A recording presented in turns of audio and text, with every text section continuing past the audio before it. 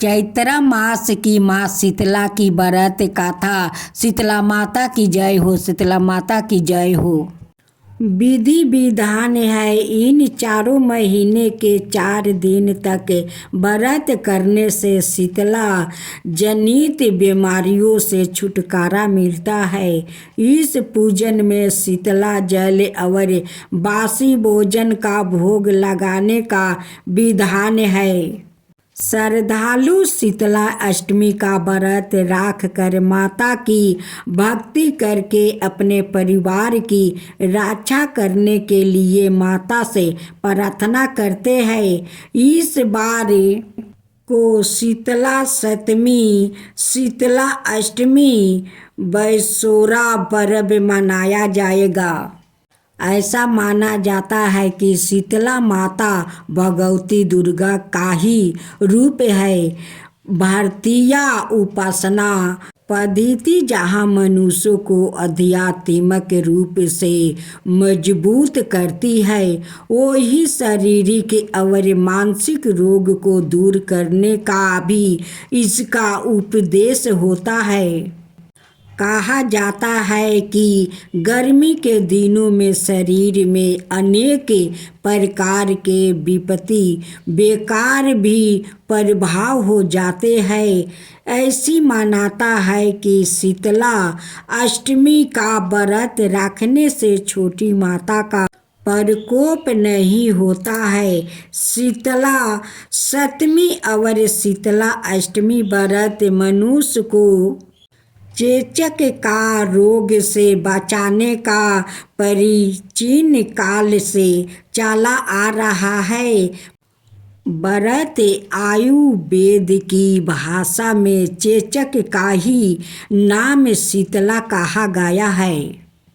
अत इस उपासना से शारीरिक शुद्ध, मानसिक पवित्रता और खान पान की सावधानियों का संदेश मिलता है। इस व्रत में अष्टमी का दिन कलश स्थापित कर माता का पूजन किया जाता है और प्रार्थना की जाती है कि चेचक, गलघोटू, बड़ी माता, छोटी माता, दीप दाहे, दुर्गंधा युक्त फोड़े, नेत्र रोग और शीतल जनित सभी प्रकार के दोष शीतला माता की आराधना पूजा से दूर हो जाए।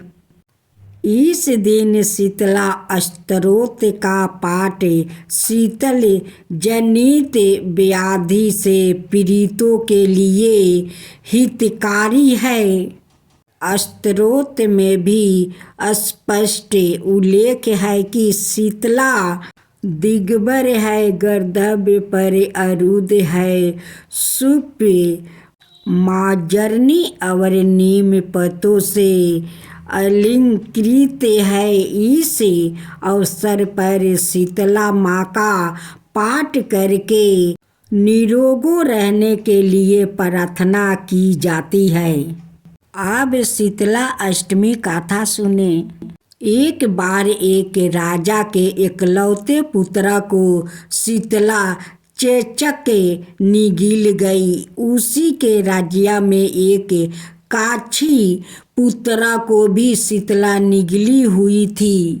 काछी परिवार बहुत गरीब था, पर भगवती का उपासक था। वो धार्मिक दृष्टि से जरूरी समझे जाने वाले सभी नियमों को बीमारी के दौरान भी भली भांति निभाता रहा। घर में साफ सफाई का विशेष ख्याल रखा जाता था। नियम से भगवती की पूजा होती थी। नमक खाने पर बंदी थी। सब्जी में ना तो छेवक लगता था और ना कोई वस्तु भूनी ली जाती थी। गरम वस्तु ना वो सवाए खाता, ना शीतला वाले लड़के को देता था। ऐसे करने से उसका पुत्र शीघ्र ही ठीक हो गया। उधर जब से राजा का लड़के को शीतला का प्रकोप हुआ था, तब से उसने भगवती का मंडप पे सत्य चंडी का पाठ शुरू करवा रखा था। रोज हवन वो बलिदान होते थे। राजपुरोहित भी सादा भगवती का पूजन में निमग्न रहते। राजमहल में रोजे कराही चढ़ती, विधवत प्रकार के गरम में स्वादिष्ट भोजन बनाते। सब्जी के साथ कई प्रकार के मांस भी पकाते थे। इसका परिणाम यह होता कि उन्हें लजीज भोजनों की गंध से राजकुमार का मन मचल उठता। वो भोजन के लिए जिद करता। एक तो राजपुत्र और दूसरे एकलौता। इस कारण उसकी अनुचित जिद भी पूरी कर दी जाती। इस पर शीतला का कोप घटने के बजाय बढ़ने लगा। शीतला का साथ साथ उसे बड़े बड़े फोड़े भी निकलने लगे, जिनमें खुजली और जलन अधिक होती थी। शीतला की शांति के लिए राजा जितने भी उपाय करता, शीतला का प्रकोप उतना ही बढ़ता जाता, क्योंकि अज्ञानतावश राजा के यह सभी कार्य उल्टे हो रहे थे। इससे राजा और अधिक परेशान हो उठा। उसकी समझ में नहीं आ रहा था कि इतना सब होने के बाद भी शीतला का प्रकोप शांत क्यों नहीं हो रहा है। एक दिन राजा के गुप्तचरों ने उन्हें बताया कि काची पुत्रा को भी शीतला निकली थी, पर वो बिल्कुल ठीक हो गया है। यह जानकर राजा सोच में पड़ गया कि मैं शीतला की इतनी सेवा कर रही हूँ, पूजा वो अनुष्ठान में कोई कमी नहीं, पर मेरा पुत्र अधिक रोगी होता जा रहा है, जबकि काची पुत्रा बिना सेवा पूजा के ही ठीक हो गया। इसी सोच में उसे नींद आ गई। स्वस्थ वस्तु धारिणी भगवती ने उसे सपना में दर्शन देकर कहा, हे राजन, मैं तुम्हारी सेवा अर्चना से प्रसन्न हूँ, इसलिए आज भी तुम्हारा पुत्र जीवित है। इसके ठीक ना होने के कारण यह है कि तुमने शीतला के समय पालन करने में योग्य नियमों का उल्लंघन किया है।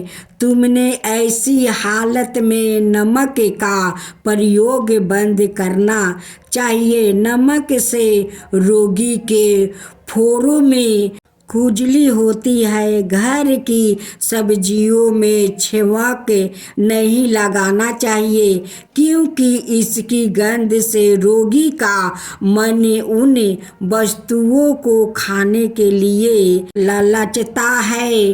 रोगी का किसी के पास आना जाना माना है, क्योंकि यह रोग औरों को भी होने का भी भय रहता है। अतः इन नियमों का पालन करे, तेरा पुत्र अवश्य ही ठीक हो जाएगा।